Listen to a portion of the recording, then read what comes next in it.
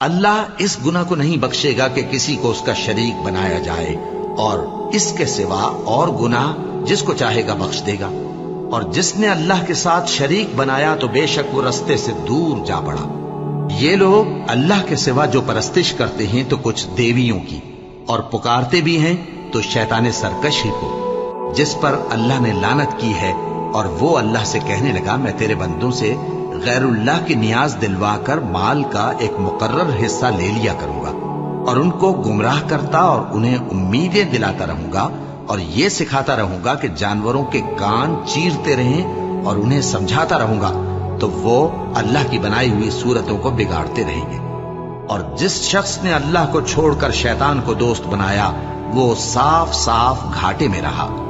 وہ ان کو وعدے دیتا ہے اور امیدیں دلاتا ہے، اور جو کچھ شیطان انہیں وعدے دیتا ہے وہ دھوکہ ہی دھوکہ ہے۔